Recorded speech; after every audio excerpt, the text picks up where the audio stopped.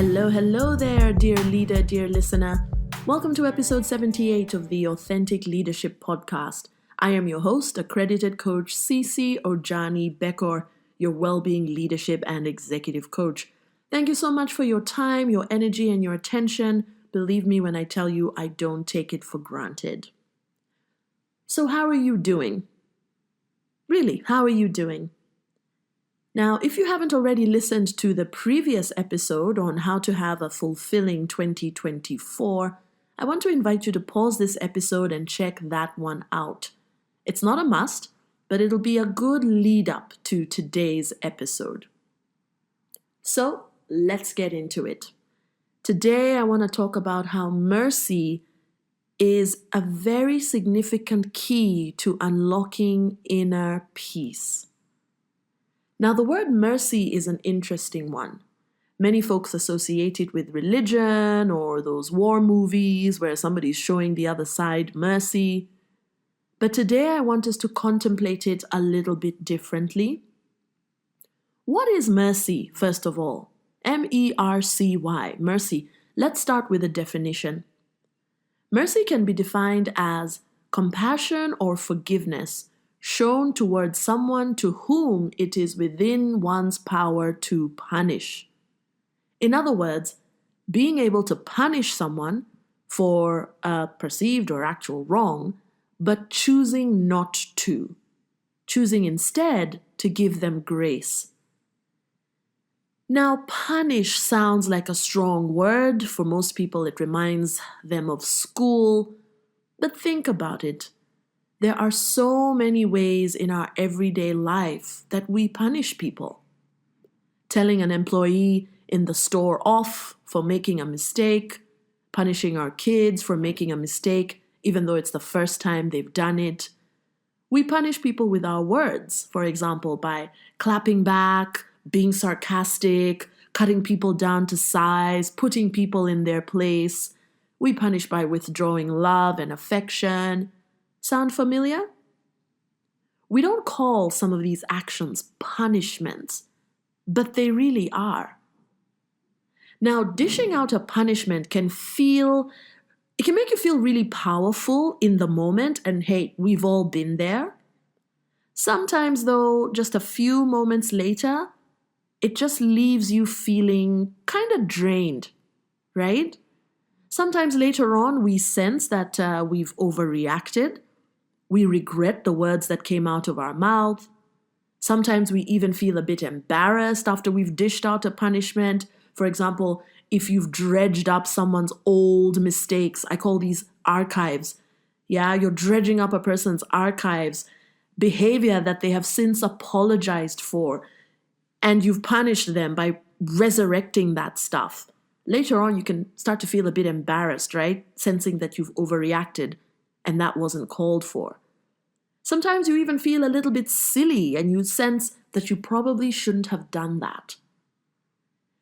Now, is all this to say that you can't defend yourself? You can't right a wrong or bring the scales of justice to balance?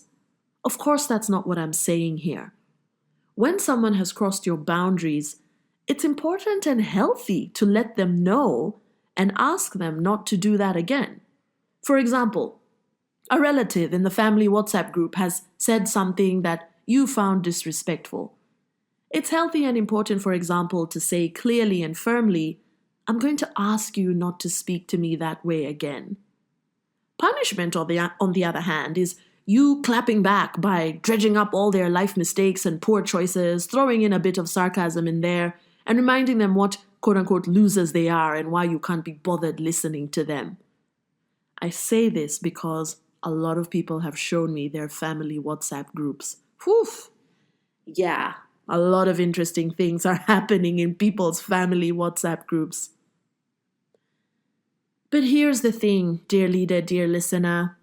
This kind of behavior, as I said, it can make you feel empowered in the moment, but let's be honest, it does erode your sense of internal peace.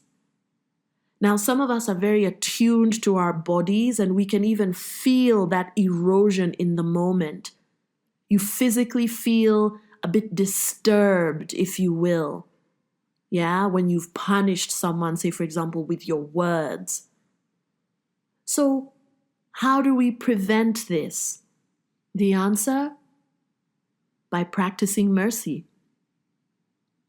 You see, you could clap back.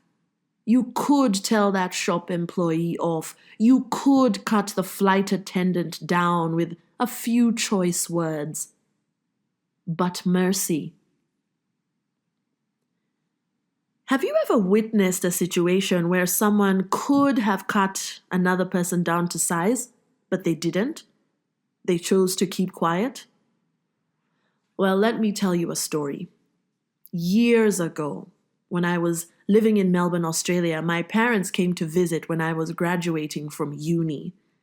And as you do when guests come to visit you, my husband and I, he was my boyfriend at the time, we drove them around town. We showed them different cool, interesting places. On one such day, we took them to a golf shop. My dad was an avid golfer. And I was wandering around the store, just browsing, and I heard my dad at the counter, and he was discussing which shirt to buy, the black one or the white one. And get this, the guy behind the counter, a white guy, says, "But if you buy the black one, people won't see you." Now, such statements are often used at black people, right? It's racism. Let's just call a spade a spade. Now get this. My dad just chuckled. He didn't clap back. I remember being furious. Now, at the time, I was all of, 20, 23, 24 years old. And the whole way back to our apartment, I remember just thinking, I should have given that guy a piece of my mind. But you see, that was almost 20 years ago. And now, when I look back at that incident, I see what was really going on. My dad was just practicing mercy. When you prioritize your inner peace, these are the kinds of actions you take. You see, emotional and even spiritual maturity helps you understand very quickly that in that kind of situation, that person is probably quite a tortured soul. They are already suffering. Why else would you make a comment like that to a total stranger? Why would you say mean and hurtful things to somebody you've just met, somebody who is buying something in the shop that you're working in? Why do we say mean things and hurt other people? Think of a time when you were the aggressor. Tell the truth. You were a tortured soul yourself when you said and did those hurtful things. We've all been there. When I look now at some of the people who crossed my boundaries often when I was younger, I can tell you without a shadow of a doubt, they were suffering in their lives. And some of them still are to this day. I see it. It's so clear. They're constantly having fallouts with friends. They're struggling professionally. I can see that in their lives they're quite disempowered. Mercy, dear listener, mercy. You could walk around punishing every single person in every moment that they irritate, offend, or hurt you, but we both know that that will be exhausting for you. So the next time you get triggered, remind yourself of this sentence.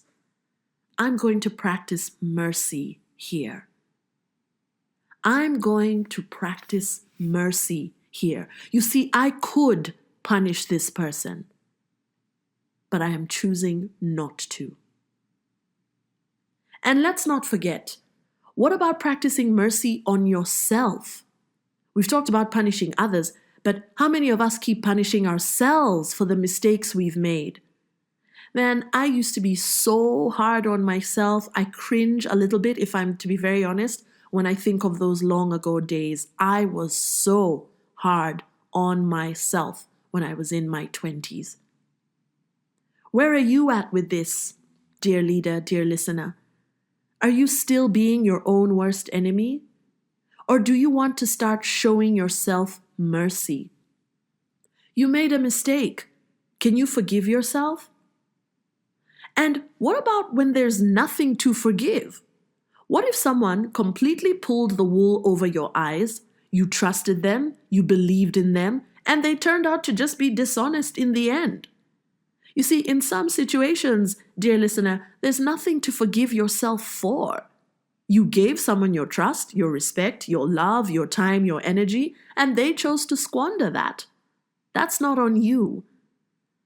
I've been in a situation where an employee became dishonest, and I remember chatting to one of my siblings and saying, this person made a choice, a poor choice. That's not on us. We're not fools or naive or any of that for choosing to respect and trust them. The relationship was good for a while, and then they chose to make a poor choice. And they showed no repentance.